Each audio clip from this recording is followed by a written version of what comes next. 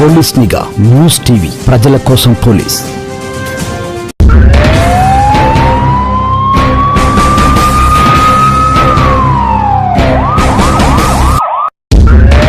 Telangana parliament 17 సెగ్మెంట్లో గెలుపవరిది. తెలంగాణలో 64.93% polling జరిగింది. పోలీస్ నిఘా పత్రిక గతంలో చేసిన సర్వేలన్నీ అక్షర సత్యమైన విషయం 2 తెలుగు రాష్ట్రాల ప్రజలకు తెలిసిందే. దుబ్బాకతో మొదలై హుజూరాబాద్, గ్రేటర్ హైదరాబాద్, మునుగోడు మరియు మొన్న జరిగిన అసెంబ్లీ ఎన్నికల్లో ఏ పార్టీ గెలుస్తుందో, ఏ పార్టీకి ఎంత మెజార్టీ రానున్నది ముందస్తుగా వెల్లడించిన ఘనత పోలీస్ నిఘాదే. పోలీస్ నిఘా పత్రికకు ఏ పార్టీతో సంబంధం లేదు. ఉన్నది ఉన్నట్లుగా, నిజాన్ని నిర్భయంగా గ్రౌండ్ లెవెల్లో ఏ పార్టీకి ఎంత ఆదరణ ఉందో తెలియజేయడమే పోలీస్ నిఘా ముఖ్య ఉద్దేశం. ఎక్స్క్లూజివ్ పోలీస్ నిఘా ground level survey report. Telangana parliament ఎన్నికల్లో గెలిచే సెగ్మెంట్లు. ఆదిలాబాద్ పార్లమెంటు సెగ్మెంట్లో కాంగ్రెస్ వర్సెస్ బీజేపీ మధ్య పోటాపోటీ జరిగింది. కానీ ఇక్కడ కాంగ్రెస్ అభ్యర్థి ఆత్రం సుగుణ గెలిచే అవకాశాలు స్పష్టంగా కనిపిస్తున్నాయి. పెద్దపల్లి పార్లమెంట్ సెగ్మెంట్లో త్రిముఖ పోటీ కాంగ్రెస్, బీజేపీ మరియు టీఆర్ఎస్ మధ్యలో పోటీ జరిగినప్పటికీ ఈ సెగ్మెంట్లో కాంగ్రెస్ అభ్యర్థి గడ్డం వంశీకృష్ణ విజయం నల్లేరు మీద నడికే. 2వ స్థానంలో మాత్రం బీఆర్ఎస్ అభ్యర్థి కొప్పుల ఈశ్వర్, 3వ స్థానంలో బీజేపీ నిలబడింది. కరీంనగర్ పార్లమెంటు నియోజకవర్గంలో ఈ సీటు బీజేపీ సిట్టింగ్ సీటు. ఇక్కడ బండి సంజయ్ ఎంపీగా ప్రాతినిధ్యం వహిస్తున్నారు. బీజేపీ నుండి రెండోసారి బండి సంజయ్ ఈ కరీంనగర్ సెగ్మెంట్లో మరోసారి కాషాయం జెండా ఎగరనుంది. బీజేపీ నుండి బండి సంజయ్ వర్సెస్ టీఆర్ఎస్ నుండి వినోద్ కుమార్ల మధ్య ప్రధాన పోటీ జరిగింది. ఇక్కడ బండి సంజయ్ విజయకేతనం ఎగరవేయనున్నారు. నిజామాబాద్ ఈ సెగ్మెంట్లో ఫైర్ బ్రాండ్ బీజేపీ అభ్యర్థి ధర్మపురి అరవింద్ విజయం నల్లేరు మీద నడికే. బీజేపీ అభ్యర్థి ధర్మపురి అరవింద్కు నామమాత్రం పోటీ ఇచ్చిన కాంగ్రెస్ అభ్యర్థి జీవన్ రెడ్డి ఈ సెగ్మెంట్లో కేంద్రం నుండి పసుపు బోర్డు తీసుకురావడం ధర్మపురి అరవింద్ విజయానికి దోహదపడింది. జహీరాబాద్ పార్లమెంట్ సెగ్మెంట్లో బీజేపీ నుండి బీబీ పాటిల్, కాంగ్రెస్ నుండి సురేష్ కుమార్ షెట్కార్, టీఆర్ఎస్ నుండి గాలి అనిల్ కుమార్ పోటీ చేయగా, కానీ ఈ సెగ్మెంట్లో బీజేపీ విజయం స్పష్టంగా కనిపిస్తోంది. మెదక్ పార్లమెంట్ సెగ్మెంట్కు ఓ చరిత్ర ఉంది. ఇక్కడ నుండి మాజీ ప్రధాని ఇందిరాగాంధీ, ఆలి నరేంద్ర, విజయశాంతి ఎంపీలుగా గెలిచారు.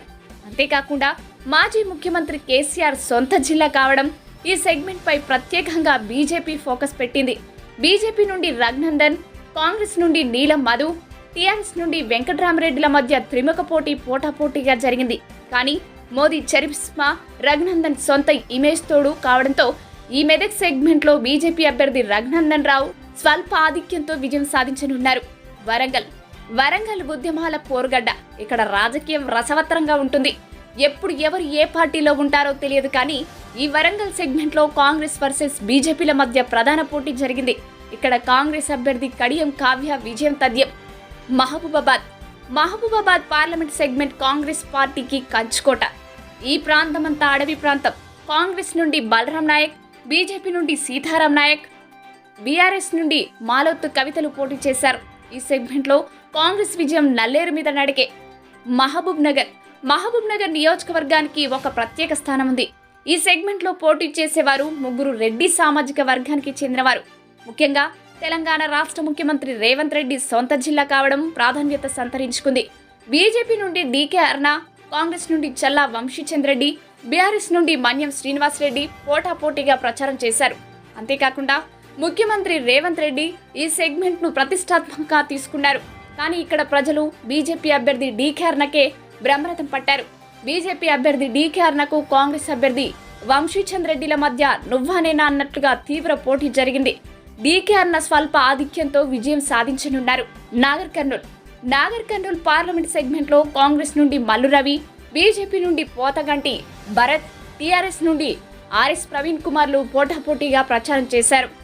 ఈ సెగ్మెంట్లో మాత్రం కాంగ్రెస్ వర్సెస్ బీఆర్ఎస్ల మధ్య పోటీ జరిగినప్పటికీ కాంగ్రెస్ అభ్యర్థి మల్లు రవి విజయకేతనం ఎగరవేయనున్నారు. నల్గొండ అంటేనే కాంగ్రెస్కు కంచుకోట. ఈ జిల్లాలో కమ్యూనిస్టు భావజాలాలు ఎక్కువగా కనిపిస్తుంటాయి. ఈ జిల్లా నుండి పోలీసు రంగంలో, పత్రికా రంగంలో ఎంతో మంది మేధావులు రాణించారు. తెలంగాణ ఉద్యమానికి ఊపిరిపోసిన ఘనత ఈ నల్గొండ జిల్లా చరిత్రది. ఇక్కడ కాంగ్రెస్ నుండి జానారెడ్డి తనయుడు రఘువీరారెడ్డి విజయం నల్లేరు మీద నడికే. బీజేపీ నుండి సైదిరెడ్డి, బీఆర్ఎస్ నుండి కంచర్ల కృష్ణారెడ్డిలో నామమాత్ర పోటీ ఇచ్చారు. ఖమ్మం ఈ సెగ్మెంట్లో ప్రధానంగా కాంగ్రెస్ మరియు బీఆర్ఎస్ల మధ్య ప్రధాన పోటీ జరిగింది. గత అసెంబ్లీ ఎన్నికల్లో జిల్లా మొత్తం కాంగ్రెస్ కైవసం చేసుకుంది.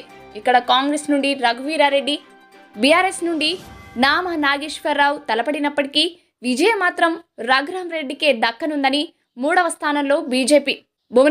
భువనగిరి పార్లమెంట్ సెగ్మెంట్లో బీసీ ఓట్లు అధికంగా ఉన్నాయి. ఈ సెగ్మెంట్లో హైదరాబాద్కు కూతబెట్టు దూరంలో ఉంటుంది. బీజేపీ నుండి బూర నరసయ్య గౌడ్, కాంగ్రెస్ నుండి చామల కిరణ్ కుమార్ రెడ్డి, బీఆర్ఎస్ నుండి క్యామ మల్లేష్లు పోటీ పడినప్పటికీ ప్రధానంగా బీజేపీ వర్సెస్ కాంగ్రెస్ల మధ్య తీవ్ర పోటీ జరిగింది. బీజేపీ అభ్యర్థి బూర నరసయ్య గౌడ్ అతి స్వల్ప ఆధిక్యంతో విజయం సాధించనున్నారు. మల్కాజ్గిరి సెగ్మెంట్లో దేశంలో అతిపెద్ద నియోజకవర్గం. ఇక్కడ అన్ని రాష్ట్రాల ప్రజలు జీవనం సాగిస్తుంటారు. ఈ మల్కాజ్గిరిని మినీ ఇండియా అని కూడా పిలుస్తారు.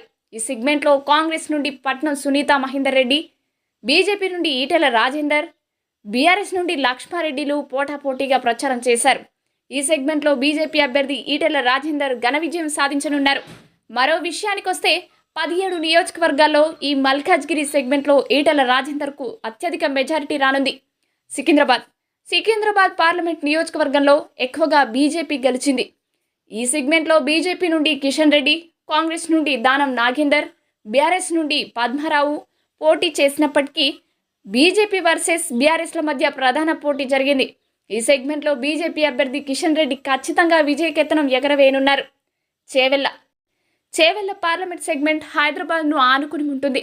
బీజేపీ నుండి కొండా విశ్వేశ్వర్ రెడ్డి, కాంగ్రెస్ నుండి రంజిత్ రెడ్డి, బీఆర్ఎస్ నుండి కాసాని జ్ఞానేశ్వర్ పోటాపోటీగా ప్రచారం చేశారు. ఏ సెగ్మెంట్లో బీజేపీ అభ్యర్థి కొండా విశ్వేశ్వర్ రెడ్డి విజయం సాధించనున్నారు. హైదరాబాద్ సెగ్మెంట్లో గత దశాబ్ద కాలంగా ఎంఐఎం పార్టీదే హవా. ఈసారి మాత్రం ఎంఐఎం అభ్యర్థి అసాదుద్దీన్ ఓవైసీ బీజేపీ అభ్యర్థి మాధవీలత తీవ్రమైన పోటీ ఇచ్చింది. అతి కష్టం మీద ఎంఐఎం అభ్యర్థి అసాదుద్దీన్ విజయం సాధించనున్నారు. మొత్తంగా ఒక్కొక్క పార్టీకి ఎన్ని సీట్లు రావచ్చో చూద్దాం. బీజేపీ 8 నుంచి 9 సీట్లు రావచ్చు. కాంగ్రెస్ 6 నుంచి 7 సీట్లు రావచ్చు. బీఆర్ఎస్ మాత్రం ఖాతా తెరిచేలా కనబడడం లేదు. ఎంఐఎంకు 1 సీటు మాత్రమే వచ్చేలా కనిపిస్తుంది. ఈ 17 సెగ్మెంట్లలో చూసినట్టయితే 14 సెగ్మెంట్లో బీజేపీ వర్సెస్ కాంగ్రెస్ల మధ్య మాత్రమే పోటీ జరిగింది. 3 సెగ్మెంట్లో మాత్రం బీజేపీ వర్సెస్ బీఆర్ఎస్ మధ్య పోటాపోటీ జరిగింది. పోలీస్ నిఘా న్యూస్ టీవీ ప్రజల కోసం పోలీస్.